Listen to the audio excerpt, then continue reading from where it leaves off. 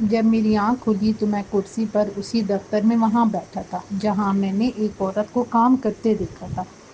وہ اب بھی اسی جگہ بیٹھی کچھ پڑھ رہی تھی۔ 60-70 برس کا ایک دبلا پتلا شخص بڑے غور سے اسے سن رہا تھا اور بچوں کی طرح سر ہلاتا جا رہا تھا۔ کسی بات پر وہ اچانک ہنس پڑتا تھا اور خوشی سے بچوں کی طرح تالی بجانے لگتا تھا۔ میری دائیں جانب ایک دبلا پتلا اور دراز قد آدمی کھڑا تھا اور بائیں جانب درمیانی قد کا مگر بے حد موٹا تھا۔ منیر لاکھا میری جانب پشت کی ایک کھڑکی سے باہر جھانک رہا تھا۔ موٹے نے میرا پرس مجھے واپس کیا۔ اس میں ہر چیز موجود تھی۔ پھر اس نے میرا پستول بھی میری طرح اچھال دیا۔ میں نے دونوں چیزیں جیب میں رکھ لی تو لمبے شخص نے مجھے اٹھنے کا اشارہ کیا۔ تھوڑی سی تفریح تمہارے لیے فائدہ مند رہے گی، وہ بولا۔ مجھ میں اٹھنے کی ہمت نہیں تھی مگر انہوں نے مجھے دونوں بازوؤں سے پکڑ کر کھڑا کر دیا اور میں ان کے ساتھ چلنے پر مجبور ہو گیا۔ وہ مجھے ایک لفٹ میں لے گئے۔ پھر جب دروازہ کھلا تو مجھے سمندر کی طرف سے آنے والی نم ہوا کی ٹھنڈک اور تازگی محسوس ہوئی۔ میرے دونوں محافظ آپس میں باتیں کرتے جا رہے تھے۔ مجھ پر انکشاف ہوا کہ لمبے قد والا شخص پولیس کا آدمی ہے۔ اس کا نام انسپکٹر دلاور ہے۔ اس کی ایک آنکھ خراب تھی اور یہ علاقے میں پولیس گردی اور کانا شیطان کے نام سے جانا جاتا تھا۔ 2 نمبر کام کروانے والے اس کی خدمات مستعار لیا کرتے تھے۔ دوسرا اس کا اسسٹنٹ یعنی ASI تیمور تھا۔ یہ دونوں انسپکٹر فتح خان اور اس کے حوالے سے میرے 1 نمبر کے حریف تھے۔ ہمیں دیکھ اور بدنام کرنے کا کوئی موقع حاصل نہیں جانے دیتے تھے مگر ہمیشہ انہی سکی کا سامنا کرنا پڑتا تھا جس سبب یہ دونوں فتح خان اور میرے لیے بنا ہوا چنا اور گولا بنے رہتے تھے۔ ایک بار IG کی میٹنگ میں ہماری شکایت اور ٹھوس شواہد کی بنا پر وہ دونوں نہ صرف لائن حاضر بلکہ کوارٹر گارڈ بھی کیے گئے تھے۔ اس کے باوجود انہوں نے انڈر گراؤنڈ جرائم پیشہ ورانہ لوگوں سے واسطہ داری ترک نہیں کی تھی۔ ہاں تو مسٹر کرائم رپورٹر، دلاور نے چلتے چلتے طنزیہ کہا، تم نے ابھی تک یہ نہیں بتایا کہ وہ پروفیسر منیر سے ملاقات کرنے کا کیا مقصد تھا۔ میں نے اس کی بات کا کوئی جواب نہ دیا اور لمبے کی طرف دیکھا۔ پھر ہانپتے ہوئے بولا، مت بھولو کہ تم دونوں پولیس مین ہو، قانون کے رکھوالے۔ میری بات پر دونوں نے کہکا لگایا، تمہارے بھی بہت سے دوست پولیس مین ہیں۔ دلاور بولا اور ساتھ ہی میرے سر پر مکہ مارا۔ میں چکرا کر گر پڑا۔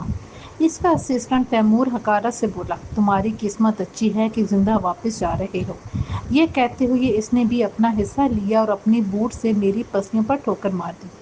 میں درد سے دورہ ہو گیا۔ سمندر کا شور میرے کانوں میں رک رک کر آنے لگا۔ چاندنی کا اجالا کبھی غائب ہو جاتا تھا اور کبھی پھر ساحل پر پھیل جاتا تھا۔ انہوں نے مجھے پھر کھینچ کر اٹھایا اور اپنے پیروں پر کھڑا کر دیا اور میں شرابیوں کی طرح ادھر ادھر قدم رکھتا ہوا چلنے لگا۔ بالآخر مجھے کار نظر آئی جو سمندر کے کنارے کھڑی تھی۔ میں پچھلی سیٹ پر کانے انسپکٹر کے ساتھ بیٹھ گیا اور اس کا اسسٹنٹ تیمور کار چلانے لگا۔ نہ جانے کتنی دیر تک کار چلتی رہی اور پھر رک گئی۔ اب تم جا سکتے ہو، کانا انسپکٹر میری طرف دیکھ کر مکروہ مسکراہٹ سے بولا، اور ہاں، ہماری شکایت کا کوئی فائدہ نہ ہوگا، الٹا تم ہی اپنے ساتھ اس فتح خان کو بھی بدنام کرواؤ گے۔ چلو اترو۔ کہ کیا تمہارا مطلب ہے؟ یہاں سے میں کیسے جاؤں؟ یہ تمہارے باپ کی کار نہیں ہے، انسپکٹر دلاور نے سخت لہجے میں کہا، گیٹ آؤٹ۔ میں نے دروازہ کھولا اور ایک دم آگے باہر نکلنے کے لیے جھکا ہی تھا کہ کانے شیطان نے پوری قوت سے میرے سر پر ڈنڈا دے مارا اور میں کوئی آواز نکالے بغیر ریت پر گرا اور بے ہوش ہو گیا۔ ہوش آیا تو میں ایک نرس کو اپنے بازوؤں کی نس میں انجیکشن گھومتے دیکھا۔ میں پھر سکون میں چلا گیا۔ نہ جانے کب میری دوبارہ آنکھ کھلی۔ اب میں کچھ بہتر محسوس کر رہا تھا مگر جہاں میں تھا وہ جگہ بہتر سمجھ نہیں رہا تھا۔ پتہ نہیں یہ میرے دماغ کا خلل تھا یا پیش آمدہ حالات و واقعات کا۔ یہ بھی مجھے دشمنوں کا اڈا لگا۔ میں کہاں ہوں؟ میں اٹھنے لگا مگر نرس نے مجھے لیٹے رہنے کا کہا اور ایک اور ٹیکہ جڑ دیا اور چلی گئی۔ اب مجھے اپنی طبیعت تھوڑی سنبھلی ہوئی محسوس ہوئی تو میں نے گرد و پیش کا جائزہ لیا۔ میں ہسپتال کے مریضوں والے لباس میں تھا۔ بیڈ سے نیچے اترا تو پاؤں تلے زمین ہلتی محسوس ہونے لگی۔ بڑی مشکلوں سے میں نے خود کو سنبھالا۔ میرے اندر کچھ چیخ چیخ کر کہہ رہا تھا، بھاگ جاؤ بھاگ جاؤ۔ میرا گلا خشک ہو گیا۔ قریب دھرے جگ گلاس سے میں نے 2 گلاس پانی پیا۔ جب رہی صحیح قوت بحال محسوس ہونے لگی تو میں نے کوریڈور میں آ گیا۔ اب مجھ پر ایک بھیانک انکشاف ہوا۔ یہ ہسپتال نہیں تھا۔ کیا تھا؟ کچھ اندازہ نہ ہو پا رہا تھا۔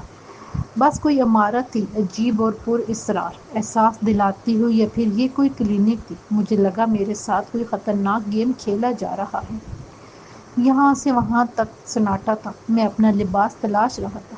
باتھ روم نظر آیا تو میں اس میں گھس گیا۔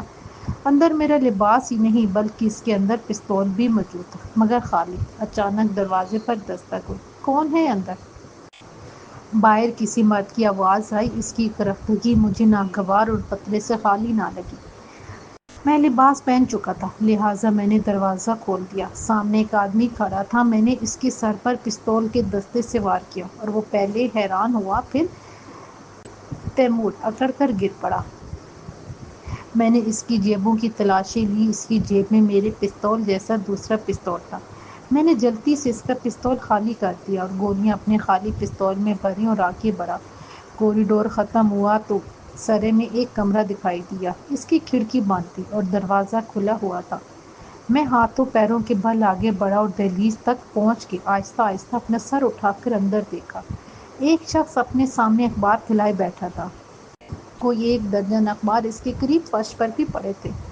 اچانک اس نے اخبار نیچے کیا اور میز پر سے سگریٹ اٹھا کے سلگائی، مگر اس کی نظریں برابر اخبار پر رہیں۔ میرے دل کی دھڑکن ایک لمحے کے لیے رکی، کیونکہ میرے سامنے نادیہ کا چاہنے والا لمبو قاتل بیٹھا تھا۔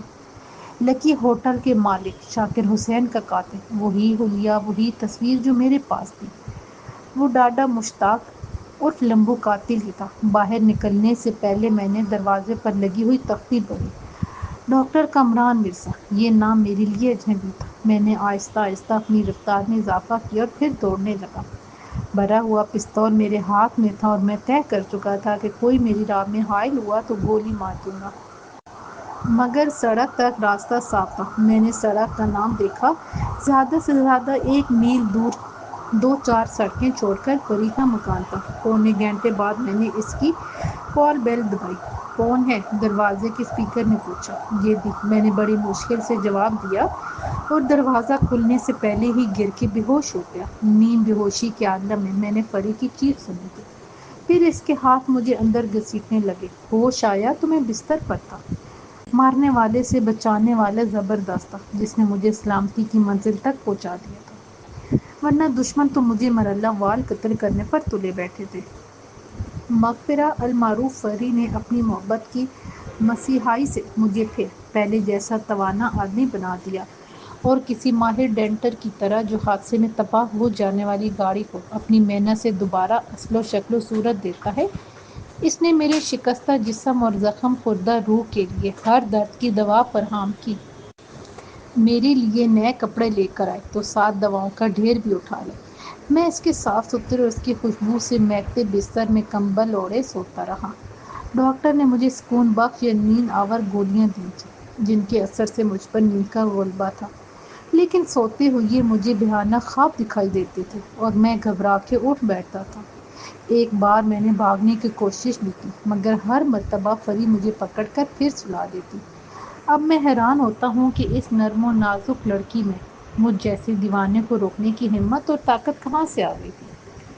ہوش کے ہر وقفے میں اس نے مجھے کافی پلائی، ابلی ہوئی انڈے، دودھ اور سوپ، اور ٹانگ دیتی رہی۔ گویا اس کے ہاتھ اور لہجے کی مٹھاس میری دست گیری کرتے رہے اور مجھے آرام نصیب ہوتا رہا۔ تم اپنے گھر نہیں جاؤ گے، یہیں رہو گے۔ پری کی دست مسیحائی کے بعد جب میں مکمل طور پر بھلا چنگا ہو گیا تو وہ بولی، میرا جی بھی یہی کرتا ہے کہ میں ادھر ہی رہوں۔ تم اسی طرح دن رات میری خدمت کرتی رہو اور آخر تنگ آ کر ہاتھ جوڑ کر کہو، بابا معاف کرنا، غلطی ہو گئی، اب جاؤ۔ یہ کیا بتوکی ہانکنے لگے۔ وہ منہ سجا کر بولی، مذاق کر رہا ہوں۔ میں نے شروع سے ہی دشمن اور قاتلوں کو کیفر کردار تک پہنچانے کا عزم کر رکھا ہے۔ اگر میں کونے میں چھپ کے بیٹھ گیا تو کیا ہوگا؟ کچھ نہیں، تمہارے گھر میں تمہاری جان کو خطرہ ہے، تم ادھر محفوظ ہو۔ وہ بولی، نہیں۔ میں نے نفی میں سر ہلایا۔ میں دھوکے میں آ گیا تھا، یا پھر وہ اوور کانفیڈنس کا شکار ہوا تھا۔ اب ایسا نہ ہوگا۔ میں گھر آ گیا۔ تو فتح خان آدم کا، شاید اسے پری نے ہی بھیجا ہوگا۔ تم سے کس نے کہا تھا کہ تم منہ اٹھائے منیر لاکھا کے پاس چلے جاؤ؟ وہ مجھ پر برک پڑا۔ یہ تو وہ کانا شیطان اور اس کا چیلا تیمور وہاں تھا۔ میں بھی وہاں ہوتا تو تمہیں گرفتار کر لیتا۔ کس جرم میں؟ میں نے کہا، میرے جرائم کی فہرست تو بہت طویل ہے، اسی لیے کہ اسی میں ہی تمہاری زندگی کی ضمانت تھی۔ خیر یہ بتاؤ، تم نے مجھ سے بہت کچھ چھپایا، نادیہ کی تلاش، منیجر فروخت سے ملاقات اور حسنہ سے راؤ رسم، پھر مسز خان۔ مجھے موقع نہیں ملا یا پھر میں تمہارے محکمے میں موجود کالی بھیڑوں سے ڈرتا تھا۔ میں نے جواب میں کہا، یہ سب باتیں تمہیں ضرور فری نے بتائی ہوں گی۔ کسی نے ٹھیک ہی کہا ہے کہ عورت ذات پر بھروسہ نہیں کرنا چاہیے۔ Shut up! فری قابل اعتماد لڑکی ہے اور وہ تم سے محبت بھی کرتی ہے۔ اچھا؟ میں نے سخت حیرانی کا مظاہرہ کیا، مگر اس نے تو مجھ سے کہا تھا کہ وہ انسپکٹر فتح خان سے محبت کرتی ہے۔ اس نے میرے مذاق کو نظر انداز کر دیا اور سنجیدگی سے کہنے لگا، جلال الدین ایک بینک کے سفید ڈپازٹ والیٹ میں پورے 19 کروڑ مالیت کے زیورات چھپا رکھے تھے، لہٰذا تمہاری یہ بات غلط نہیں لگتی کہ اس کا پیشہ دولت مند اور بے وقوف عورتوں کو محبت کے نام پر دھوکہ دے کر لوٹنا تھا۔ مسز خان کے علاوہ بھی بہت سی عورتیں اس کے فریب کا شکار ہوئی ہوں گی۔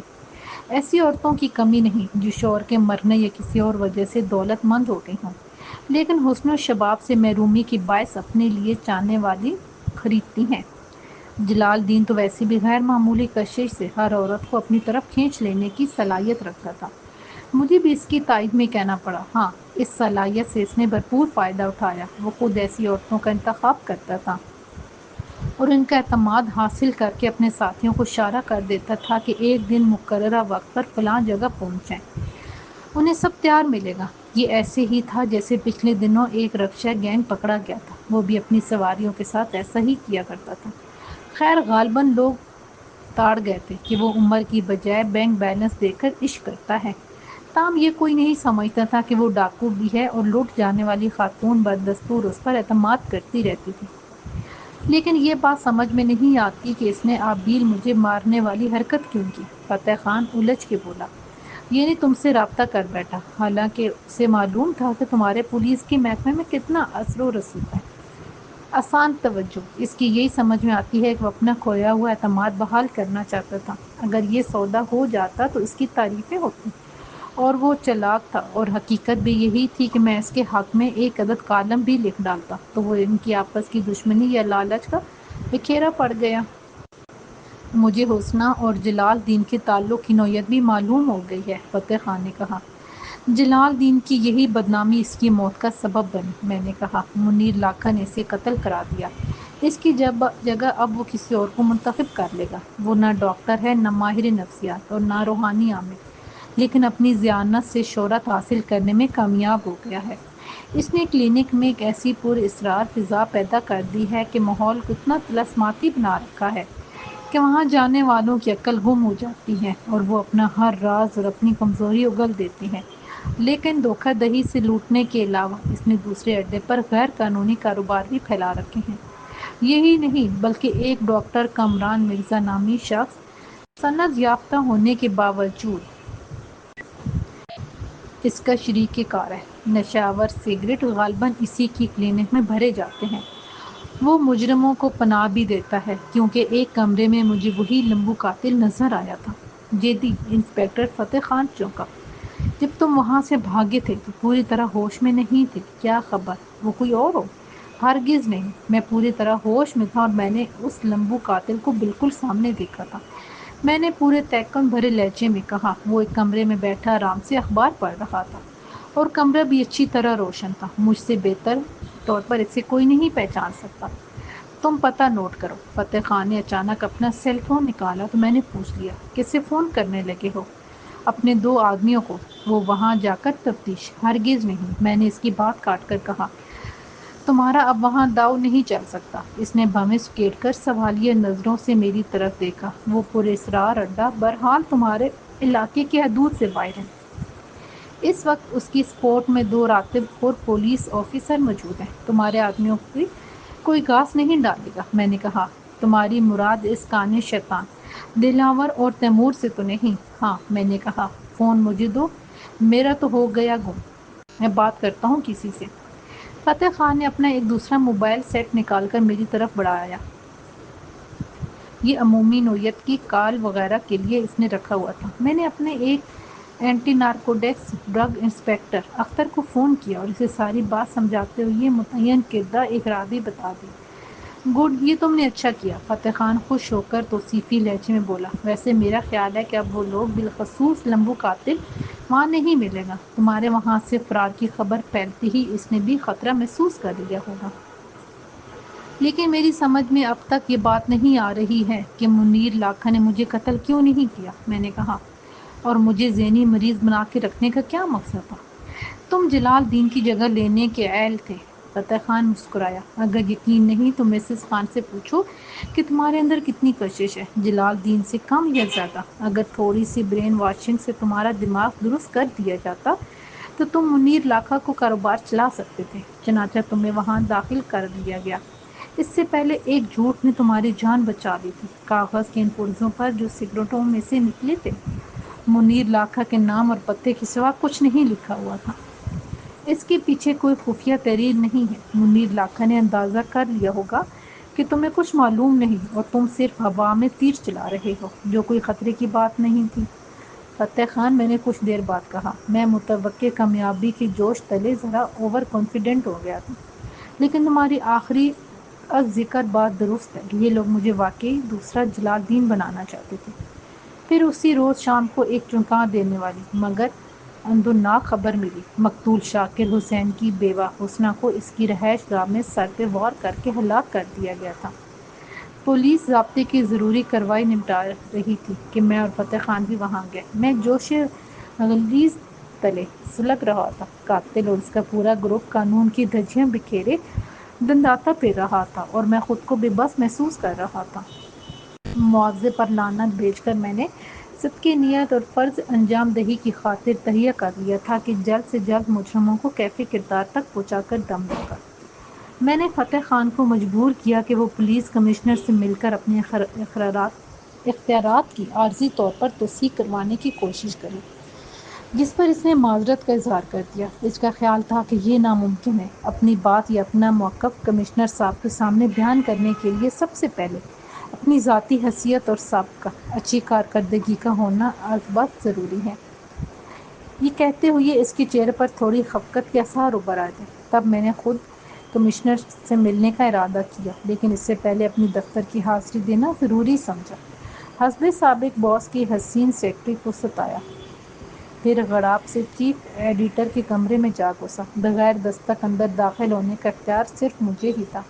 سنا ہے نئے دھواں دھار کیس پر کام کر رہے ہو؟ چیف نے اپنی آنکھوں سے موٹے سیاہ فریم کی اینک اتار دی۔ جی سر، درست سنا ہے، مگر اس وقت کسی قسم کی اصرار نہیں بتا سکتا۔ آپ اسی وقت پولیس کمشنر صاحب سے میرے لیے وقت لیں۔ یہ کام تم بھی کر سکتے ہو، برخوردار۔ وہ ہنستے ہوئے اپنے ٹیلی فون سے ان کا ہاٹ لائن نمبر ملانے لگے۔ ذرا دیر بعد میں کمشنر ہاؤس میں بیٹھا تھا۔ تمہاری شہرت مجھ تک پہنچتی رہتی ہے۔ کس کام سے آنا ہوا؟ کمشنر صاحب نے پوچھا۔ میں نے انہیں مختصر الفاظ میں کچھ اہم باتیں ان کے گوشت گزار کر ڈالیں۔ البتہ مصلحت کے تحت پولیس آفیسرز دلاور اور تیمور کی شکایت نہیں کی، مگر ان کی مدد لینے کی ضرور درخواست کی۔ نصف گھنٹے کے بعد انسپکٹر دلاور کی بجائے اس کا اسسٹنٹ اپنا ہیلمٹ اور ٹوپی درست کرتا ہوا اندر داخل ہوا۔ سلوٹ کرنے کے بعد اس کی نظر مجھ پر پڑی تو اس کی آنکھوں میں کڑواہٹ اونت کر آئی۔ وہ سمجھ چکا تھا کہ میں ترپ کا کون سا پتہ کھیلنے والا تھا۔ انسپکٹر دلاور کیوں نہیں آیا؟ کمشنر نے اسے خشمگین نظروں سے گھورتے ہوئے پوچھا۔ ان کا اپینڈکس پھٹ گیا ہے، وہ ہسپتال میں داخل ہیں، تیمور نے کہا۔ یہ ڈیلی مخبر کے کرائم رپورٹر ہیں، مسٹر جواد عرف جیدی، کمشنر صاحب نے میرا تعارف کراتے ہوئے کہا۔ تم نے ان کے ساتھ جانا ہے اور بھرپور مدد کرنی ہے۔ انہیں کوئی شکایت کا موقع دینے کا مطلب تمہارے نزدیک صرف اور صرف میں ہوں گا، سر، تیمور نے کہنے کی جسارت کی اور میری جانب ایک نگاہ غلط ڈالتے ہوئے بولا۔ پولیس میں ایک کرائم رپورٹر کی بجائے ایک پولیس افسر جیدی کا وجود ہمارے محکمے کے لیے ہی نہیں بلکہ دوگلے اور دوہرے معیار کے حامل معاشرے کے لیے ایک درد لادوا کا کام کرتا ہے۔ یہ لفافہ صافی ہرگز نہیں ہے، تم اس کے ساتھ جاؤ۔ کمشنر نے اس کی بات کاٹتے ہوئے سنجیدگی سے کہا، اور میں ان کا شکریہ ادا کرتے ہوئے باہر نکل آیا۔ کمشنر کے دفتر سے باہر نکلتے ہی تیمور نے مجھے گالی دی اور بولا، تم نے اپنے حق میں یہ اچھا نہیں کیا۔ دھمکی دینے کی ضرورت نہیں، میں نے کہا، یہ تم دیکھ ہی چکے ہو کہ کمشنر میرا دوست ہے۔ دوست نہ ہوتا تو مجھے کافی چائے کا نہ پوچھتا، لہٰذا تمہارے اور تمہاری اس آفیسر کی نوکری اب میرے ہاتھ میں ہے۔ تم سے مجھے کوئی شکایت نہیں، لیکن تمہارا وہ کانا شیطان افسر دلاور اگر زندہ رہا تو میں اس کے سر پر ایک کی بجائے 2 ڈنڈے ماروں گا۔ ابھی تو ایسا لگتا ہے کہ میرا انتقام قدرت نے لے لیا ہے۔ کیا وہ واقعی اسپتال میں داخل ہے؟ ہاں، اس کا اپینڈکس پھٹ گیا ہے۔ تم نے کمشنر کو کیا بتایا ہے؟ اس نے آخر میں پوچھا۔ میری بات نے بہرحال اسے پریشانی میں مبتلا کر دیا تھا۔ ابھی تو کوئی خاص بات نہیں ہوئی، لیکن تم نے اگر تعامل نہ کیا تو سب کچھ بتا دوں گا۔ باہر آ کر ہم دونوں ایک پولیس کار میں بیٹھ گئے۔ تیمور ڈرائیونگ کرنے لگا۔ میں نے اسے منیر لاکھا کے کلینک چلنے کا حکم دیا۔ آج اگر میں اس حبشی کو گرفتار نہ کر سکا تو گولی مار دوں گا۔ تمہارا کام میری حفاظت کرنا ہے۔ تیمور کا سارا اعتماد رخصت ہو چکا تھا اور وہ نروس ہو رہا تھا۔ اس نے کار سڑک کے کنارے کھڑی کر دی اور بولا، دیکھو جیدی، تمہیں جو کچھ پوچھنا ہے اسی جگہ پوچھ لو۔ میں ایک معمولی پولیس انسپکٹر ہوں۔ میرے 5 بچے ہیں اور کانا۔ میرا مطلب ہے دلاور میرا افسر ہے۔ میں اس کا ساتھ نہ دوں تو کیا کروں؟ میں اس کی بات خاموشی سن رہا تھا۔ دیکھو اس سڑک پر کتنی خوبصورت کوٹھیاں ہیں۔ یہاں پولیس کمشنر رہ سکتا ہے یا رشوت لینے والا۔ میرے جیسے سب انسپکٹر تنگ گلیوں اور چھوٹے چھوٹے مکانوں میں رہتے ہیں اور ہیڈ کوارٹر میں بڑے بڑے افسروں کے ذاتی نوکر کی طرح کام کرتے ہیں۔ منیر لاکھا کون ہے؟ میں نے پوچھا، اور تمہارا اس سے کیا تعلق ہے؟ وہ کچھ بھی نہیں ہے، اس نے کہا۔ جب وہ ہندوستان یا بنگال سے آیا تھا تو ایک سادھو تھا جس نے وہ عمارت بنوائی جہاں وہ یہ سب کرتا ہے۔ پبلسٹی کے ذریعے اس نے لوگوں کا روحانی علاج شروع کیا، پھر اس کے ہاتھوں ایک عورت قتل ہو گئی اور اسے فرار ہونا پڑا۔ اس وقت تک وہ بہت پیسہ کما چکا تھا، لہٰذا اس نے یہ کلینک قائم کر لی اور ماہر نفسیات بن گیا۔ میں اور دلاور عقیدت کے باعث اس کی خدمت نہیں کرتے، ہم اس کے کمیشن ایجنٹ ہیں۔ وہ نشہ آور سگریٹ بھی فروخت کرتا ہے، میں نے کہا، مجرموں کو پناہ دیتا ہے اور اپنے چیلوں کی معرفت دولت مند اور بے وقوف عورتوں کے زیورات اتروا دیتا ہے۔ قاتلوں اور جرائم پیشہ افراد کو پناہ دیتا ہے، بلکہ انہیں پالتا ہے بدمعاشی کے لیے۔ تمہارا دماغ خراب ہو گیا ہے۔ تیمور نے حیرت سے میری طرف دیکھا۔ منیر کا جرائم سے کوئی تعلق نہیں۔ یہ جھوٹ نہیں چلے گا تیمور۔ کامران مرزا کی کلینک سے فرار ہوتے وقت میں نے اس لمبو قاتل کو بھی اپنی آنکھوں سے دیکھا تھا۔ وہ بہت بڑا مجرم ہے۔ ڈاکہ ڈالنے پر اسے 8 سال قیدی کی سزا ہوئی تھی۔ کسی نے انعام کے لالچ میں اسے پکڑوا دیا تھا۔ وہ بھی جیل سے رہا ہوا ہے اور 2 قتل کر چکا ہے۔ اس کے علاوہ وہ کیا منیر لاکھا نے جلال الدین کو قتل نہیں کروایا تھا؟ تیمور مجھے یوں دیکھتا رہا جیسے میرا دماغ چل گیا ہے۔ تم شدید قسم کی غلط فہمی کا شکار ہو۔ یہ ٹھیک ہے کہ تم جہاں سے فرار ہوئے تھے وہ منیر کا کلینک نہیں تھا۔ بے ہوش کر کے ہم تمہیں ڈاکٹر کامران مرزا کے پاس لے گئے تھے اور وہ ایک سند یافتہ ڈاکٹر ہے۔ کوئی سند یافتہ ڈاکٹر پولیس کو اطلاع دیے بغیر مجھے اپنے کلینک میں داخل نہیں کر سکتا تھا۔ میں نے اس کے دماغ سے ہوا نکالنی چاہی اور مزید بولا، اگر اس نے مجھے داخل کیا تو اس کی ایک وجہ یہ ہو سکتی تھی کہ وہ تمہیں جانتا تھا۔ دوسری وجہ یہ ہو سکتی تھی کہ لمبو قاتل نے اسے میرے بارے میں بتا دیا ہو۔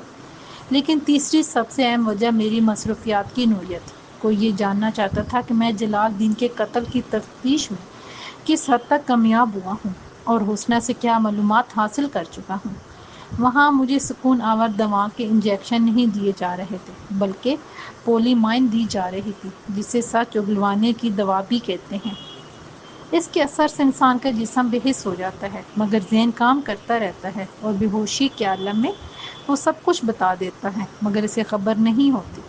سکون آور دوائیں خیالات کو پریشان نہیں کرتی، لیکن میں وہاں محسوس کرتا تھا کہ میرا دماغ خراب ہو گیا ہے۔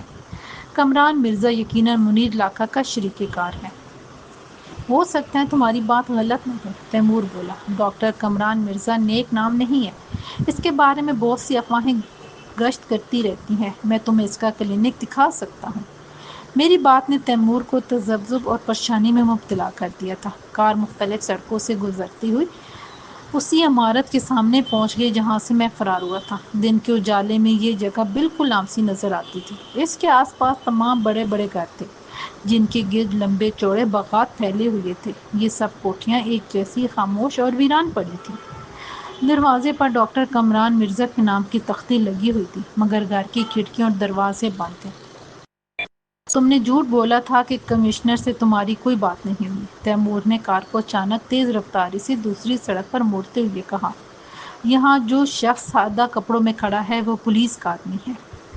پولیس کمشنر کے فرشتوں کو بھی اس آدمی کا علم نہیں، میں نے کہا۔ اسے انسپکٹر فتح خان نے نگرانی پر مامور کیا ہے۔ اب تم کار کسی ریسٹورنٹ کے سامنے روک دو، وہاں ہم کافی پئیں گے اور واپس ہیڈ کوارٹر۔ تیمور کی صورت پر اطمینان کے آثار نمودار ہوئے۔ کچھ دیر بعد اس نے گاڑی روک لی۔ مسٹر جیتی، اس نے کافی ہاؤس میں بیٹھنے کے بعد کہا، میں تمہیں ایک کام کی بات بتا دیتا ہوں۔ اگر تمہیں کسی جرم کا سراغ لگانا یا کسی مجرم کا پتہ چلانا ہو تو راجہ افتخار سے ملو۔ یہ ناممکن ہے کہ شہر میں کوئی واردات اور اسے معلوم نہ ہو، یا کوئی مجرم اس سے چھپ کر رہ سکے۔ پہلے یہاں ایک ایسا شخص میئر منتخب ہو گیا تھا جو بے حد ایماندار تھا۔ اس نے ایک ایماندار کمشنر مقرر کیا اور وہ شہر سے ہر جرم کا نشان مٹانے پر تل گئے۔ لوگ ان سے بہت خوش تھے اور وہ دوسری بار بھی منتخب ہو جاتے، مگر جرائم پیشہ افراد ان کے دشمن ہو گئے تھے۔ پھر اگلے انتخابات میں سارے بدماش اکٹھے ہو گئے۔ انہوں نے مل کر سب سے بڑے بدماش کو امیدوار کھڑا کیا اور راجہ افتخار اس کی انتخابی مہم کا نگران بن گیا۔ غنڈہ گردی، دھاندلی اور کروڑوں روپے کی مدد سے دوسرے میئر منتخب ہو گیا۔ پھر اس نے پولیس کمشنر بھی بدل دیا اور شہر پر مجرموں کا راج بھی ہو گیا۔ اب وہ آزادی سے اپنا کام کرنے لگے۔ راجہ افتخار خود میئر نہیں ہے، لیکن میئر سے کم بھی نہیں ہے۔ انہوں نے ایک پالیسی بنا رکھی ہے کہ شہر میں امن و امان رہنا چاہیے۔ لوٹ مار، چوریاں، ڈاکے، قتل اور اغوا کی وارداتیں زیادہ ہوں گی تو حکومت نہیں چل سکے گی۔ باقی سب کو اجازت ہے کہ اسمگلنگ کریں، منشیات، جوئے خانے یا فحاشی کے اڈے چلائیں۔ خود راجہ افتخار ایک بڑے اڈے کا مالک ہے جہاں جوا، منشیات اور اسمگلنگ کے معاملات چلتے ہیں۔ ساحل سمندر کے کنارے ایک بڑے سے بحری جہاز جس کا نام سی برڈ ہے، یہ بھی بظاہر تو ایک ہوٹل یا ریسٹورنٹ ہے، لیکن یہاں بھی سب چلتا ہے۔ والی بات صادق آتی ہے، حتیٰ کہ اگر کوئی مجرم قانون سے پناہ لینے چاہے تو اس سے بہتر کوئی جگہ نہیں ہو سکتی۔ واپس آتے ہوئے میں سوچ رہا تھا کہ راجہ افتخار جیسا شخص کروڑوں مالیت کا ہار تو چرا سکتا ہے، مگر صرف 2 کروڑ میں واپس کرنے والا نہیں۔ اگر وہ جلال الدین کو قتل کرتا بھی تو اس کی لاش کو یوں نہیں چھوڑ دیتا۔ پھر اس کا ایک بیوہ اور غریب عورت حسنہ سے دشمنی رکھنا بھی سمجھ میں آنے والی بات نہ تھی۔ اس کے باوجود میں نے اس سے ملنے کا فیصلہ کیا۔ اپنے آفس سے میں نے فتح خان کو فون کیا۔ وہ جیسے میری ہی پیغام کے انتظار میں بھرا بیٹھا تھا۔ جیدی، میرے پیارے کرائم رپورٹر نماز سوراخ رساں، وہ طنزیہ اور تلخ لہجے میں بولا، تمہارے دیے ہوئے پتے پر ڈاکٹر کمران مرزا نام کا کوئی شخص نہیں رہتا۔ خالی مکان میں صرف ایک لوہے کی بند تجوری ملی ہے، اسے کھولنے کی کوشش کی جا رہی ہے۔ منشیات وغیرہ کا سراغ لگنے کی آخری امید ہے۔ باقی یہاں نہ کوئی مریض ہے نہ ڈاکٹر، اور یہاں کوئی لمبو قاتل تو کیا ٹھنگا قاتل تک نہیں پایا جاتا۔ چچ چچ، میں نے اظہار افسوس کیا۔ اس کا مطلب ہے کہ ہاتھی نکل گیا، تمہارے ہاتھ میں دم رہ گئی۔ اور جو دوسری کہانی سنائی تھی تم؟ وہ میرے جوابی طنز کی پرواہ کیے بغیر وہ آنکھیں بولا، اس سفلی علوم والے منیر لاکھا کے بارے میں بھی سن لو، جو ماہر نفسیات بن کر لوگوں کو لوٹ رہا ہے۔ وہ بھی غائب ہے۔ وہ بھنا گیا اور میں بھونچکا رہ گیا۔ غائب ہے؟ یعنی یہ بھی اس کی روحانی طاقت کا کرشمہ ہے؟ کوئی یا اور کچھ؟ وہ دور نکل گیا ہے۔ اس بار فتح خان نے پرسکون رہنا بہتر سمجھا۔ اس کی بیوی اور بیٹی کو معلوم نہیں، سو امی جی دنیا کے کس حصے میں ملیں گے؟ اس بدمعاش حبشی کے بارے میں ان کا کہنا ہے کہ سوامی جی کے غلام تو گورے کالے سبھی ہیں۔ اور وہ سگریٹ جس میں اس کا پتہ نہایت پر اسرار طریقے پر برآمد ہوا تھا؟ میں نے پوچھا۔ وہ کوئی ثبوت نہیں، فتح خان نے کہا۔ ایسے درجنوں سگریٹوں میں تمہارا نام اور پتہ بھی رکھا جا سکتا ہے۔ بولو تو رکھوا دوں۔ جب اس سے کچھ ثابت نہیں ہوتا تو پھر کیوں تکلف کرتے ہو؟ میں نے کہا اور رابطہ منقطع کر دیا۔ ساحل دھیرے دھیرے دور ہونے لگا تھا۔ لانچ میں میرے ساتھ بیٹھے ہوئے بے فکرے اور عیش نوجوان ٹپکے لگا رہے تھے۔ ان کے ساتھ لڑکیاں بھی تھیں، شباب کے نشے میں جامے سے باہر ہوئی جا رہی تھیں۔ مردوں کی جیب میں پیسہ تھا اور وہ مختصر مسرتوں کے خریدار تھے، جس کی تکمیل میں ناب اور حسن و شباب کے بغیر نہیں ہوئی۔ چنانچہ یہ چھوٹی سی کشتی امیدوں کے سہارے اس منزل مراد کی سمت رواں تھی، جہاں ہر طرح کی آزادی تھی، پولیس کا ڈر، نہ پکڑے جانے کا خوف، نہ ہی کسی چوراں کی مخبری کا خدشہ۔ پھر جب نئے دن کا سورج نکلتا ہے تو تھکے ہارے مسافر لوٹ کے گھر پہنچتے ہیں، لیکن کسی کو لوٹ جانے کا غم نہیں ہوتا۔ غم ہوتا ہے تو یہ کہ رات اتنی مختصر کیوں تھی۔ سی برڈ کے روشن حروف گہری دھند میں سے نمودار ہوئے۔ آس پاس کھڑے ہوئے بیشتر جہاز تاریک تھے، کسی کسی میں روشنی کی جھلک بھی نظر آ جاتی تھی، مگر سی برڈ پر چراغاں کی سی کیفیت تھی۔ ایک بہت بڑی سرچ لائٹ خاصی بلندی پر گھوم رہی تھی اور جہاز کے گرد 100 گز کے دائرے کو روشن کرتی جا رہی تھی۔ پھر جہاز سے ایک سیڑھی نیچے اتری اور لانچ پر فٹ ہو گئی۔ مسافر ایک ایک کر کے اوپر چڑھتے گئے۔ میں پورے اعتماد سے اس قطار میں شامل تھا۔ عرصے پر پہنچتے ہی میری نظر دو افراد پر پڑی، جو دو ایک جیسی وردیاں پہنے دونوں طرف کھڑے تھے، اور لوگوں کی قطار ان کے درمیان سے گزرتی جا رہی تھی۔ پستول ان کی تنگ پتلونوں کی جیب میں صاف نظر آ رہے تھے، لیکن وہ اطمینان سے ہاتھ باندھے پیر پھیلائے کھڑے تھے اور مسلسل چیونگم چبائے رہے تھے یا پھر کٹی ہوئی چھالیاں۔ ان میں سے ایک نے اچانک میرے کندھے پر ہاتھ رکھ دیا۔ کیا کام ہے مسٹر؟ وہی جو باقی لوگوں کو ہے، میں نے مسکراتے ہوئے آنکھ مار کے کہا۔ کوئی نیا کام تو نہیں؟ اپنی بکواس بند کرو، وہ گھرا کے بولا، اور خیریت چاہتے ہو تو یہیں سے واپس لوٹ جاؤ۔ ٹھیک ہے، میں نے سنجیدہ ہوتے ہوئے کہا۔ مجھے مسٹر راجہ افتخار سے ملنا ہے، میں ایک کرائم رپورٹر ہوں۔ مسٹر راجہ افتخار یہاں نہیں ہے، کہیں اور جا کے دیکھو۔ کیا تم بتا سکتے ہو کہ اس وقت ان سے کہاں ملاقات ہو سکتی ہے؟ میں نے نرمی سے کہا۔ ہاں، وہ جبڑا ہلاتے ہوئے بولا، گھر میں، کلب میں، یا پھر جہنم میں۔ گیٹ آؤٹ، کرائم رپورٹر کی اولاد۔ لاؤنج والے نے یکدم میرا دایاں بازو پکڑ کر کھینچ لیا اور میں گرتے گرتے بچا۔ لاؤنج تمہارے باپ کی نہیں کہ تمہارے انتظار میں کھڑی رہے۔ لانچ والا چیخ کر بولا، مجھے لوٹنا بھی ہے اور سواریوں کے لیے۔ میں نے اچانک اپنا پستول نکال لیا اور بولا، یہ کسی کا گھر نہیں ہے، ہر شخص کی طرح مجھے بھی یہاں آنے کا حق حاصل ہے، اور اگر مجھے زبردستی روکا تو۔ میں نے تہدیدی انداز میں دانستہ اپنا جملہ ادھورا چھوڑا۔ دوسرا وردی پوش سامنے آ کے شائستگی سے بولا، نو سر، ہم تو آپ کو یہ بتا رہے ہیں کہ اب مزید مہمانوں کے لیے جگہ نہیں بچی، آپ پھر کبھی تشریف لائیے۔ خون کے گھونٹ پی کر میں واپس نیچے آ گیا۔ سیڑھی اوپر چلی گئی اور لانچ روانہ ہو گئی۔ میرے ساحل پر اترتے ہی وہی لانچ ایک چوبی اور سیلن مارے پلیٹ فارم سے جا لگی، اور اس میں مزید لوگ سوار ہونے لگے۔ ذلت اور بے بسی کے احساس سے میرا خون کھولنے لگا۔ میں دوسری بار سوار ہونے کی سوچ ہی رہا تھا کہ کسی نے میرے کندھے پر ہاتھ رکھا۔ کیا ہوا؟ تمہیں جانے نہیں دیا گیا؟ میرا مخاطب ایک نوجوان تھا، جس کے بال سرخ اور قد میرے برابر تھا۔ وہ قمیض پتلون پہنے ریلنگ پر جھکا ہوا کھڑا تھا۔ صرف 3000 میں تمہیں جہاز کے اندر پہنچنا منظور ہے؟ مجھے خاموش پا کر اس نے دوسرا سوال داغا۔ اندر پہنچنا ناممکن ہے، میں نے مایوسی سے کہا۔ سرچ لائٹ اور 2 محافظوں کے ہوتے ہوئے اس کی فکر نہ کرو اور بے غم ہو جاؤ۔ دھند اتنی گہری ہے کہ سرچ لائٹ 50 گز سے آگے نہیں جا سکتی، وہ بولا، اور میں تمہیں پچھلی طرف سے لے جاؤں گا، جہاں کوئی نہیں ہوتا۔ مجھے چور راستے معلوم ہیں، کیونکہ میں پہلے بھی اسی جہاز پر ملازم تھا، سی برڈ پر۔ میں نے کشتی کو اندھیرے میں لے جاؤں گا، بغیر لائٹ جلائے۔ میں کچھ دیر تک سوچتا رہا، پھر بولا، تمہاری کشتی کو وہ لوگ پہچان لیں گے؟ وہ ہنسا، میری اپنی کوئی کشتی نہیں، مجھے 1000 میں 1 ٹرپ کے لیے کشتی کرائے پر مل جائے گی، 2000 رہی تو کمانا ہے میں نے۔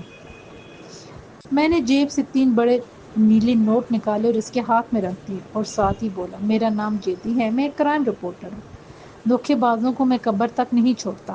کہا نا، بے غم ہو جاؤ، میرا نام شاہ رخ ہے۔ اس نے ہاتھ ملا کے مجھے اپنے پیچھے آنے کا اشارہ کیا۔ 20 منٹ بعد میں ایک تاریک کشتی میں دوسری بار سی برڈ کی سمت روانہ ہوا۔ جہاز سے 100 گز دور شاہ رخ نے انجن بند کر دیا اور کشتی کچھ دیر دور بغیر آواز کے چلتی رہی۔ سرچ لائٹ ہر 1 منٹ کے بعد جھلک دکھا کر گزر جاتی تھی۔ شاہ رخ نے 50-60 گز کے فاصلے پر انجن سٹارٹ کیا اور سرچ لائٹ کے گزرتے ہی پوری رفتار سے چھوڑ دیا۔ جھٹکے سے میں نیچے گرا اور شاہ رخ کا کہکہ سنائی دیا۔ سرچ لائٹ کے پھر آنے سے پہلے ہم جہاز کے عین نیچے اندھیرے میں پہنچ چکے تھے اور میرے سامنے لوہے کا وہی زینہ تھا جو جہاز کی باڈی سے چپکا ہوا تھا۔ اس پر چڑھتے ہوئے مجھے اپنے ہاتھ پیروں کی قوت سے جسم کو وزن کو سنبھالنا پڑا کیونکہ زینہ قوس کی شکل میں تھا اور اس پر چڑھتے ہوئے میں الٹا ہو گیا تھا۔ 15 منٹ بعد میں اور شاہ رخ جہاز کے ایک تاریک حصے پر کھڑے تھے۔ نیچے سے لوگوں کی چیخ و پکار اور موسیقی کا ملا جلا شور اوپر تک پہنچ رہا تھا۔ شاہ رخ سابقہ تجربے کی بنیاد پر مجھے مختلف راستوں سے گزارتا ہوا آگے لے گیا اور ایک روشن دان کے سامنے کھڑا کر دیا۔ اس باتھ روم کا دروازہ رہائشی حصے میں کھلتا ہے۔ تمہارے سامنے ایک گلی آئے گی، اس میں سیدھے چلتے جانا، کوئی تمہاری طرف نظر اٹھا کر بھی نہیں دیکھے گا۔ اس کے بعد جو زینہ آئے گا وہ تمہیں مہمانوں کے کمرے میں پہنچا دے گا۔ Good luck. اس نے مجھ سے ہاتھ ملایا اور اندھیرے میں غائب ہو گیا۔ روشن دان کا شیشہ روشن تھا لیکن اندر کچھ نظر نہیں آتا تھا۔ میں نے 2-3 بار شیشے پر انگلی ماری لیکن اندر خاموشی رہی۔ تب میں نے اپنے ہاتھ پر رومال لپٹا اور ایک مکہ مار کے شیشہ توڑ دیا۔ چناکے سے ایک لمحے کے لیے میرے دل کی دھڑکن رکی، پھر چند سیکنڈ میں میرے ہاتھوں نے شیشے کی باقی ٹکڑوں کو بھی نکال دیا اور اس خلا سے گزر کر اندر اتر گیا۔ دروازہ کھلا ہوا تھا۔ میں راہداری میں آ کے اطمینان سے چلنے لگا۔ شاہ رخ کی ہدایت پر عمل کرتے ہوئے چند منٹ بعد اس ہال کے اندر جا پہنچے جہاں جشن کی سی کیفیت تھی۔ ابھی میں نے پوری طرح صورتحال کا جائزہ بھی نہیں لیا تھا کہ 2 افراد میری طرف بڑھے۔ ان میں سے ایک بہت قیمتی سوٹ میں تھا اور مہذب نظر آتا تھا۔ دوسرا کثرتی جسم کا پہلوان تھا۔ آپ کس کے ساتھ ہیں؟ سوٹ پوش نے میرے قریب آ کے پوچھا۔ جھوٹ بولنے کا کوئی فائدہ نہیں تھا۔ مجھے راجہ افتخار سے ملنا ہے، میں نے بے خوفی سے کہا۔ میں کسی کے ساتھ نہیں آیا۔ اوکے، میں ہی راجہ افتخار ہوں، میرے ساتھ آؤ۔ میں اس کے پیچھے پیچھے چل پڑا، گونجتی ہوئی موسیقی کی تال پر والہانہ رقص کرتے ہوئے، پیتے پلاتے کہکے لگاتے ہوئے۔ ہجوم میں سے کسی نے یہ گفتگو نہیں سنی تھی۔ کسی نے نظر اٹھا کے بھی اس جنت نکاؤ فردوس سے گوش دنیا کے مالک، اس کے نقش و قدم پر چلنے والے فرض شناس کرائم رپورٹر اور سب سے پیچھے آنے والے روبوٹ نما پہلوان کو نہیں دیکھا۔ میں راجہ افتخار کی شخصیت سے مسحور ہو گیا تھا۔ اتنی دولت اور طاقت کا مالک ہونے کے باوجود اس کے انداز و اطوار میں غرور کی جھلک تک نہ تھی۔ وہ سمارٹ، پروردگار اور اعتماد کی تصویر نظر آتا تھا۔ افتخار سیدھا اس میز کی سمت بڑھا جو وسط میں لگی ہوئی تھی۔ اس سے پستول لے لو، افتخار نے پیچھے دیکھے بغیر کہا۔ روبوٹ پہلوان نے میرا پستول لے لیا اور اپنے آقا کے سامنے رکھ دیا جو اب میز کی دوسری سمت ایک گھومنے والی کرسی پر جا بیٹھا تھا۔ مجھے اس نے اپنے سامنے بیٹھنے کا اشارہ کیا۔ ملاقات کا مقصد پوچھنے سے پہلے میں یہ جاننا چاہتا ہوں کہ تم یہاں تک پہنچنے میں کامیاب کیسے ہوئے؟ وہ قطار میں رکھی ہوئی مشروب کی بوتلوں میں سے ایک اٹھا کر بولا اور 2 جام بھرنے لگا۔ یہ میں بعد میں بتاؤں گا۔ میں نے ابھی اتنا ہی کہا تھا کہ اسی وقت وہ شخص اندر دھکیل دیا گیا جس نے پہلی بار میرا راستہ روک کر مجھے لوٹنے پر مجبور کر دیا تھا۔ خوف سے اس کی حالت غیر تھی۔ بگ باس، اس نے گگیا کے کہا، آپ اس سے پوچھ لیں، میں نے اس کو نہیں آنے دیا تھا۔ پوچھنے کی کیا ضرورت ہے؟ راجہ افتخار نے گھونٹ لے کر کرسی کی پشت سے ٹیک لگائی۔ مسٹر جیدی یہاں موجود ہیں۔ وہ قسمیں کھانے لگا کہ اس کی نظر چوکنے کا کوئی سوال ہی پیدا نہیں ہوتا۔ میں 1 منٹ کے لیے بھی اپنی جگہ سے نہیں ہلا۔ تم جہاز پر حفاظتی انتظامات کے نگران ہو یا نہیں؟ افتخار نے اسی سکون سے کہا۔ وہ کرسی پر آہستہ آہستہ جھول رہا تھا۔ مسٹر جیدی تمہیں بتائیں گے کہ تمہارے انتظامات کس حد تک ناقص ہیں۔ یس مسٹر جیدی۔ میں نے اسے مختصر بتا دیا کہ میں ایک نامعلوم شخص کی کشتی کے ذریعے جہاز پر کس طرح پہنچا اور کس طرح ایک روشن دان کا شیشہ توڑ کے اندر آیا۔ افتخار خاموشی سے پیتا رہا لیکن مجرم کی حالت میری وضاحت کے ساتھ بد سے بدتر ہوتی گئی۔ اس کے پیچھے روبوٹ منجمد کھڑا جیسے کچھ بھی نہیں سن رہا تھا۔ میں خاموش ہو گیا۔ یو سی، افتخار نے کہا، تم اس کام کے اہل نہیں ہو۔ پلیز بس، میں اپنی غلطی تسلیم کرتا ہوں، مجھے ایک موقع اور چٹاخ کی آواز آئی اور میں نے پلٹ کر دیکھا تو سلسلہ گفتگو یک منقطع ہو جانے کا سبب میری سمجھ میں آ گیا۔ روبوٹ نے ہاتھ مار کے نیر شخص کی گردن توڑ دی تھی اور اسے ایک ہاتھ پر سنبھالے ہوئے تھا۔ سزائے موت پانے والے کی گردن یوں لٹکی ہوئی تھی جیسے دھاگے سے بندھی ہوئی ہو۔ خوف کی سنسناہٹ میرے جسم میں سردی کی لہر بن کر اتر گئی۔ میرے دل پر جیسے اس لاش کا بوجھ آ گرا۔ اس کی کھلی آنکھیں واضح طور پر مجھ سے کہہ رہی تھیں کہ اسمارٹ مین، تم واقعی ذہین، چلاک اور نڈر ہو۔ مبارک ہو کہ تم نے میری آنکھوں میں دھول جھونک کر مجھے قتل کرا دیا۔ اب اپنی خیر منانا یا اس ظالم اور سنگ دل آدمی سے میرا انتقام لینا۔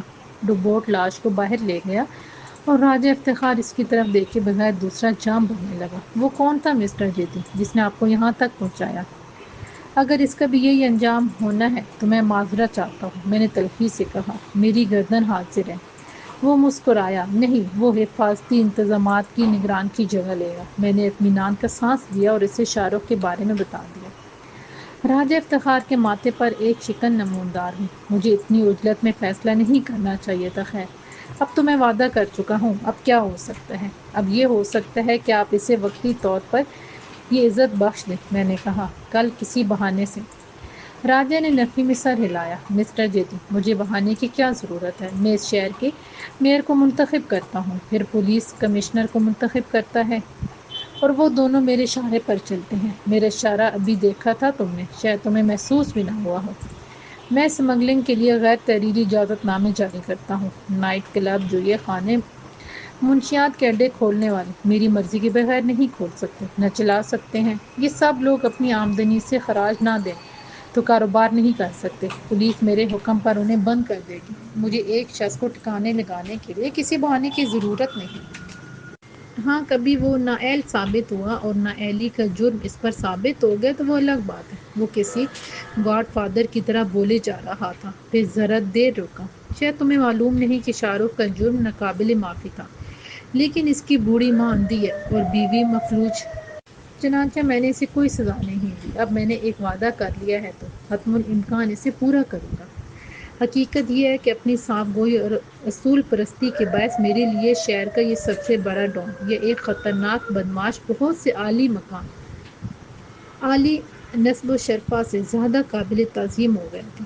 مسٹر راجہ افتخار، میں نے کہا، اس شہر میں ڈاکٹر کامران مرزا نے ایک کلینک کھول رکھا ہے، بلکہ کھول رکھا تھا، کل سے وہ غائب ہے۔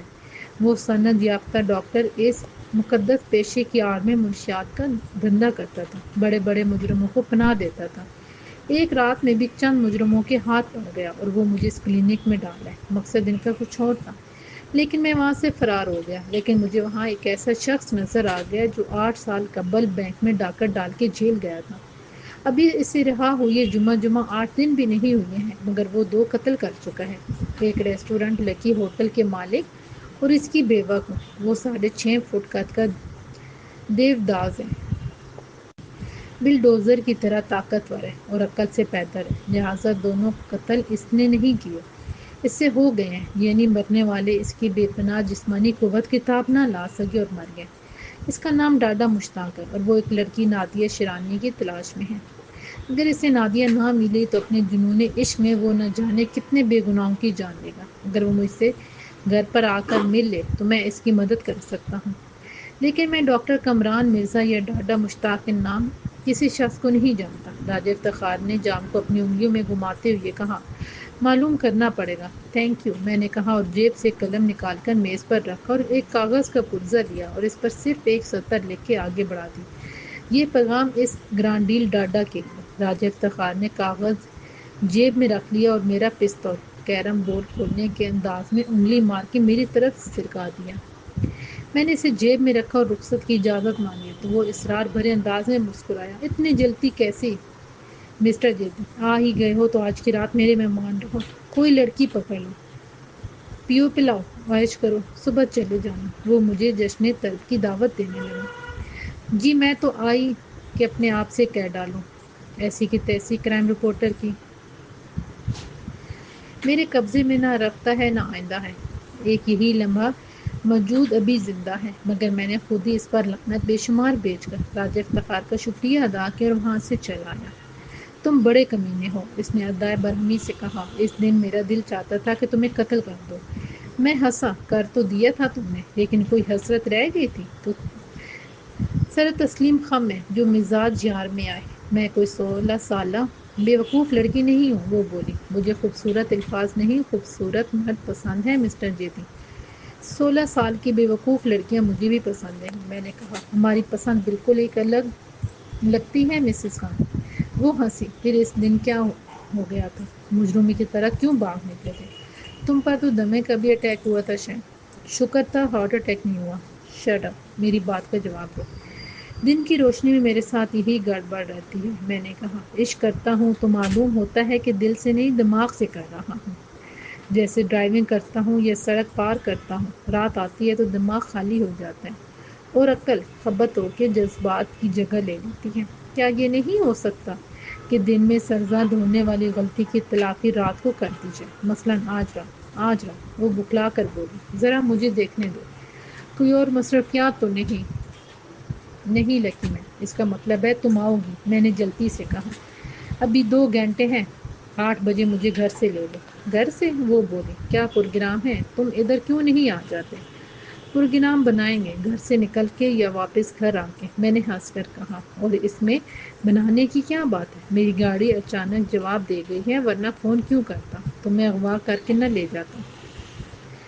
بہت بڑے بدمعاش ہونا، وہ ہنسی۔ خیر میں دیکھ لوں گی۔ فون بند ہو گیا اور میں دونوں ہاتھ سر کے نیچے رکھ کے چھت کو گھورنے لگا۔ وہ سمجھ رہی تھی کہ میں اس کے ساتھ کیف و نشاط کے پرمسرت لمحات بتانے کا ارادہ رکھے ہوئی ہوں۔ وہ سمجھی ہوئی تھی کہ میں اس کے عشق اور حسن و شباب کے آگے چاروں شانے چت ہو چکا ہوں۔ دفتر مجھے احساس ہوا کہ کوئی اندر داخل ہوا ہے۔ میں اٹھا تو ایک بھیانک آواز میں میری ٹھٹکی ہوئی سماعتوں سے جا ٹکرائی۔ اسی طرح پڑے رہے۔ ساتھ ہی چٹ کی ہلکی سی آواز، کمرے کی لائٹ آن ہو گئی۔ میرے سامنے لمبو قاتل ڈاڈا مشتاق کھڑا تھا۔ اس کے ہاتھ میں محیب نال والا سیاہ پستول تھا۔ میں سمجھ گیا کہ راجہ افتخار نے میرا چند سطری کاغذ پیغام اس تک پہنچا دیا تھا۔ مجھے کیوں بلایا تھا تم نے؟ وہ بھیڑیے کی طرح غرایا۔ میں نے لیٹے لیٹے سکون سے کہا۔ تمہیں نادیہ شرانی کا پتہ معلوم ہوا؟ حسنہ نے مرنے سے پہلے تمہیں کچھ بتایا تھا؟ اس نے اپنی بیسنے جیسی گردن کو نفی میں جنبش دی، پھر بولا۔ نہیں، وہ بتا دیتی، لیکن ذرا سے جھٹکے میں اس کی نازک گردن ٹوٹ گئی تھی۔ ویسے میرا خیال ہے اسے بھروسہ نہیں تھا یا وہ خوف زدہ تھی۔ اچانک دروازے پر دستک ہوئی اور وہ بڑی پھرتی سے حرکت کرتے ہوئے ایک تاریک کونے میں چلا گیا۔ پھر وہیں سے موت کے فرشتے جیسی سرگوشی میں بولا۔ اگر تمہاری آشنا ہے تو کوئی بات نہیں، ٹال دو، میں ساتھ والے کمرے میں چلا جاتا ہوں، لیکن خیال رکھنا تم میرے نشانے پر رہو گے۔ پولیس ہوئی تو مجھے گرفتار کرنے سے پہلے تمہاری لاش اٹھائے گی۔ دستک پھر ہوئی اور میں نے مسکرا کے اسے دوسرے کمرے میں جانے کا اشارہ کر دیا۔ دروازہ کھولتے ہی مسز خان اندر آ گئی، سر تب پاس سرخ ریشمی لباس میں جل مل کرتی۔ میں اس کے حسن کو دیکھ دنگ رہ گیا، لیکن اس کے لبوں سے مسکراہٹ یک لخت کافور ہو چلی۔ تم ابھی تک ایسے ہی بیٹھے ہو؟ میں 1 منٹ میں تیار ہو جاتا ہوں، میں نے خفت سے کہا۔ وہ آہستہ آہستہ آگے بڑھی۔ میں نے دروازہ بند کر دیا۔ چائے پیو گی یا کافی؟ کیا خرافات بک رہے ہو؟ باہر نہیں چلنا؟ اس کباڑ خانے سے مجھے وحشت ہو رہی ہے۔ فلیٹ ہے یا پب؟ وہ بولی۔ قلم کا مزدور ہوں، یہی کچھ ہے ماں سوائے امیری دل کے۔ چلو نکلو، وہ بولی۔ بیٹھو، 2 4 باتیں کرنی ہیں، میں نے کہا۔ باتیں؟ کیسی باتیں؟ وہ تنگ کر بولی۔ اس کباڑ خانے میں باتیں کرنے کے لیے طلب کیا تھا تم نے مجھے؟ ہاں، قتل و غارت گری کی بات تمہاری شاہانہ خوابگاہ میں مناسب نہیں رہتی، میں نے کہا۔ جلال دین جہنم میں گیا جلال دین۔ اس نے اٹھنے کی کوشش کی اور میں نیکلس کا ذکر بھی سننا پسند نہیں کروں گی۔ دونوں ہی باتیں درست، میں نے اس کا شانہ تھام کر کہا۔ جلال دین واقعی جنمی تھا۔ لوگ کہتے ہیں وہ دولت مند اور بے وقوف عورتوں سے زیورات ٹھگ لیتا تھا۔ پولیس کا خیال ہے کہ وہ بلیک میلر تھا، لیکن میرا خیال ہے کہ اصل مجرم تو وہ تھا ہی نہیں۔ یہ بھی غلط ہے کہ اسے مارنے والے وہی تھے جنہوں نے نیکلس پر ڈاکہ ڈالا تھا۔ میرا خیال ہے وہ نیکلس چوری ہوا ہی نہیں تھا، لہٰذا میرا یہ بھی خیال ہے کہ 2 کروڑ لے کر وہ نیکلس واپس لینے گیا تھا۔ جلال دین الو کا پٹھا تھا۔ اسے قتل کرنا بھی نہیں آتا تھا اور وہ کسی کو قتل کرنے گیا تھا۔ ظاہر ہے جو قتل نہ کر سکے وہ خود قتل ہو جاتا ہے۔ میری بات پر مسز خان کا رنگ میرے دیکھتے دیکھتے بدل گیا تھا۔ اس کے لبوں کی مسکراہٹ مر گئی تھی اور آنکھوں کے ستاروں جیسی چمک منجمد ہو گئی تھی۔ پل کے پل میں نے محسوس کیا کہ وہ آئینہ ہی ٹوٹ گیا جس میں وہ دنیا کی سب سے حسین عورت نظر آتی تھی، اور اس طلسم کے ختم ہوتی ہی میں اب اس کا اصلی چہرہ دیکھ رہا تھا، سخت شفاف، ہر احساس سے عاری، بمثل سنگت۔ مسٹر جیدی، وہ بالکل بدلے ہوئے لہجے میں بولی، وہ کسے قتل کرنے گیا تھا؟ میں نے نفرت سے اس کی مکروہ صورت کو دیکھا جو نفرت کی زہر سے مسح ہو گئی تھی۔ اب نہ اس کی اداؤں میں دلکشی تھی، نہ آواز میں جان تھی، نہ شباب کی رعنائی میں کوئی کشش رہی تھی۔ یہ تم مجھ سے پوچھتی ہو تو سنو، جلال الدین مجھے قتل کرنے گیا تھا، میں نے کہا۔ ان سب باتوں کا کیا ثبوت ہے؟ وہ ناگن کی طرح بل کھا کے بولی، لیکن میری گرفت سخت تھی۔ ثبوت؟ کیا ثبوت ہے؟ تو 2 اور 2 4 ہی ہوتے ہیں۔ میرا قصور یہ تھا کہ میں نادیہ شیرانی نام کی ایک لڑکی کو تلاش کر رہا تھا، اور وہ بھی اپنے لیے نہیں بلکہ ایک خطرناک مجرم کے لیے جو ڈاکہ ڈالنے کے جرم میں 8 سال کی قید کاٹ رہا تھا۔ 6.5 فٹ کے اس شخص کو اس کے لمبے قد کے باعث گرانڈیل کہا جاتا تھا۔ اس لمبے اور بے وقوف شخص کو نادیہ سے عشق تھا، جو ایک 5 اسٹار ہوٹل میں ہیڈ ویٹرس تھی۔ خطرہ یہ تھا کہ کہیں میں نادیہ کو تلاش کرنے میں کامیاب نہ ہو جاؤں۔ چنانچہ جلال الدین کو جلد از جلد مجھے قتل کرنے پر مأمور کیا گیا، مگر اس نے پہلے کسی کو قتل نہیں کیا تھا۔ وہ ڈرتا تھا کہ پکڑا گیا تو کیا ہوگا۔ دوسری طرف اسے یہ بھی ڈر تھا کہ اس نے احکامات کی تعمیل نہ کی تو سونے کی چڑیا اس کے ہاتھ سے نکل جائے گی۔ تمہارا دماغ چل گیا ہے۔ مسز خان نے خود کو چھڑانے کی ناکام جدوجہد کی۔ تم شاید نشے میں ہو۔ تم صاف صاف سننا چاہتی ہو، میں نے اپنی گرفت مضبوط کرتے ہوئے کہا۔ ایک لڑکی جو بچپن سے آوارہ مزاج تھی اپنے حسن کی سبب ہو گئی تھی۔ جب جوان ہوئی تو عیاش دولت مندوں کے بستروں کی زینت بنتی رہی، در درد کی ٹھوکریں کھاتی، اپنی شرافت اور عصمت کو داؤ پر لگاتی۔ یہ لڑکی بالآخر ایک ایسے شخص کی بیوی بننے پر تیار ہو گئی جو مردانہ صلاحیتوں سے محروم تھا۔ لڑکی کے پاس بے حساب حسن تھا جو بے دریغ لٹانے پر بھی کم نہ ہوا تھا۔ مرد کے پاس بے حساب دولت تھی۔ ان دونوں کے درمیان ایک معاہدہ ہو گیا، شوہر اپنی بیوی کو کسی مرد سے ملنے سے نہیں روکے گا۔ اس کے لیے یہی فخر کی بات تھی کہ وہ اس قدر حسین عورت کو شوہر کہلاتا ہے۔ عورت نے وعدہ کیا کہ وہ شوہر کا راز کبھی فاش نہیں کرے گی اور اس کی ساری دولت کی مالک ہو گئی۔ عیش و عشرت کی زندگی، آزادی، معاشرے میں بلند مقام اور شہرت، یہ سب کچھ حاصل ہو گیا تو اس نے اپنا تعلق ایک بہت بڑے خاندان سے بتانا شروع کر دیا۔ اپنے حسن اور اپنی دولت کے بل پر وہ اس شہر کی ملکہ تو نہ بنی، لیکن حکومت کرنے والوں کے دلوں پر حکومت ضرور کرنے لگی۔ اس کی بدقسمتی کہ ایک ادھیڑ عمر عورت حسنہ اس کے ماضی سے واقف تھی اور اسے بلیک میل کرنے پر تل گئی۔ جلال الدین کے ذریعے حسنہ کا وظیفہ مقرر کر دیا گیا، کیونکہ اس نے زیادہ نہیں مانگا تھا۔ وہ چاہتی تھی کہ جب تک زندگی ہے اسے اتنی رقم ملتی رہے کہ وہ آرام سے گزار اوقات کے لیے کافی ہو۔ مگر یہ راز جان لینے کے بعد جلال الدین کا منہ بند رکھنا بھی ضروری ہو گیا۔ اس نے بہت زیادہ معاوضہ وصول کیا، لیکن اس سے بھی کوئی فرق نہیں پڑا۔ فرق اس روز پڑا جب لمبو قاتل جیل سے نکلا اور نادیہ شیرانی کی تلاش میں سیدھا لکی ہوٹل پہنچا، کیونکہ وہ پاگل کا بچہ 8 سال کے بعد بھی نادیہ کے عشق میں مبتلا تھا اور ایک سرپھرا کرائم رپورٹر خواہ مخواہ ہی اس کے ساتھ ہو گیا تھا اور لگا نہ نادیہ کو ڈھونڈنے۔ یہ بڑی خطرناک بات تھی۔ پھر یہ ہوا کہ جلال الدین اس کرائم رپورٹر کو قتل نہ کر سکا۔ خطرہ بڑھ گیا۔ پولیس اگر جلال الدین کو پکڑ لیتی تو وہ سب کچھ اگل دیتا، لہٰذا تم نے اسے قتل کر دیا۔ تم لوہے کی سلاخ لیے وہاں پہلے سے موجود تھی اور تم نے اس کا سر پھاڑ دیا۔ اس وقت تک تمہیں یقین تھا کہ جلال الدین میرا کام تمام کر چکا ہے۔ اچانک مسز خان تڑپ کر میری گرفت سے نکل گئی۔ ذرا سی دیر میں اس نے ہینڈ بیگ میں ہاتھ ڈال کر پستول نکال لیا۔ یہی وہ وقت تھا جب ساتھ کے کمرے سے لمبو ڈاڈا مشتاق نمودار ہوا۔ اس کے ہاتھ میں بھی پستول تھا۔ نادیہ، وہ یوں بولا جیسے اس کی آنکھیں خواب دیکھ رہی ہوں۔ حسبِ توقع وہ اسے اس کی آواز سے پہچان گیا تھا، کیونکہ نادیہ سے مسز خان تک کا سفر اس نے خود کبھی دیکھا ہی نہ تھا۔ وہ تو فری نے مجھے تصویر دکھائی تھی تو میں چونکا تھا، کیونکہ نادیہ سے مسز خان بن کر اس نے کافی حد تک خود کو بدل لیا تھا، مگر اس کے پرانے اور جنونی عاشق لمبو قاتل یعنی مشتاق ڈارڈن اسے پہچان لیا تھا۔ وہ اسی بے قراری، انکساری اور حسرت و آس سے بولتا رہا، میری جان، تم نے تو مجھ سے کہا تھا کہ مجھ سے شادی کرنی ہے تو دولت لاؤ۔ تمہارے لیے ہی تو میں نے بینک میں ڈاکہ ڈالا تھا، تن تنہا۔ وہ روپیہ آج بھی محفوظ ہے، پڑا ہے نادیہ، مگر 8 سال میں ایک بار بھی تم جیل میں مجھ سے ملنے نہیں آئی۔ نادیہ چیخ کر بولی، میں تم سے ملنے کیوں آتی؟ تمہیں جیل بھجوانے والی میں ہی تھی۔ مجھے 5 لاکھ کا انعام ملا تھا پولیس کی طرف سے۔ 5 لاکھ؟ لیکن میں نے تو تمہارے لیے 16 لاکھ رکھے تھے میری جان۔ وہ آگے بڑھتے ہوئے یہ بولا، اور تم نے ایک اندھورے مرد سے شادی کر لی ہے۔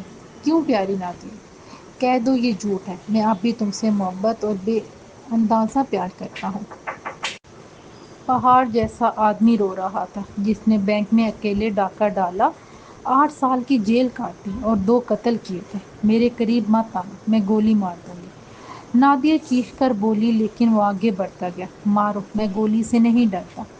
وہ اپنی نادیہ کی طرف دیکھ رہا تھا، جو اسے بڑے دکھ اٹھانے کے بعد یوں ملی تھی کہ اب جینے کی آرزو ہی نہ رہی تھی۔ ویسے بھی یہ لوگ مجھے گرفتار کر کے سزائے موت ہی دیں گے، پھر کیوں نہ میں تمہارے ہی ہاتھوں مروں۔ میں تم سے بہت محبت کرتا ہوں نادیہ، میں تمہارے بغیر۔ یکدم نادیہ نے پہلا فائر کیا۔ وہ ایک جھٹکا لے کر رکا۔ میں نے ادھر ادھر دیکھا اور میرے ہاتھوں میں ایک تکیہ آ گیا۔ میں نے پستول کا نشانہ لے کر تکیہ پھینکا، مگر اتنی دیر میں 4 گولیاں لمبو قاتل کے وجود میں اتر چکی تھیں، مگر وہ پھر بھی نہیں گرا تھا۔ خون اس کے کپڑوں کو تر کرتا ہوا فرش پر گر رہا تھا، لیکن وہ دونوں ہاتھ آگے پھیلائے آگے بڑھتا جا رہا تھا۔ نادیہ، نادیہ، صرف ایک بار میری۔ نادیہ نے دہشت زدہ ہو کر ایک چیخ ماری اور خالی پستول اس کی کھینچ مارا۔ میں نے ایک چست لگائی اور لمبو کا پستول لے لی، لیکن وہ زلزلے سے گرنے والے مینار کی طرح مجھ پر ڈھیر ہو گیا اور میں اس کے ملبے کے نیچے دب گیا۔ نادیہ برسرت دوڑ کر کمرے سے نکل گئی اور دروازہ باہر سے مقفل کر گئی۔ میں لمبو قاتل کے خون میں تر فون اٹھانے دوڑا۔ 10 منٹ بعد سائرن سنائی دیے۔ پولیس نے مجھے آزاد کیا اور ڈاڈا مشتاق کو ایمبولینس میں ڈال کے ہسپتال روانہ کر دیا۔ مجھے اب بھی امید ہے کہ اس کی جان بچ جائے گی، ایک نوجوان ڈاکٹر نے مجھے تسلی دینے کے لیے کہا۔ میں نے مایوسی سے سر ہلایا۔ جو شخص زندہ رہنا نہ چاہے تو اسے کوئی نہیں بچا سکتا۔ میرا اندازہ درست تھا۔ چند گھنٹے کے بعد لمبو قاتل نادیہ کو پکارتا ہوا مر گیا۔ مجھے یقین تھا کہ بہت جلد پولیس مفرور گینگ منیر لاکھو اور ڈاکٹر کمران مرزا کو بھی گرفت میں لے لے گی، تاہم اب مجھے راج افتخار کے سلسلے میں ایک طاقتور فیچر لکھنے کی ضرورت تھی۔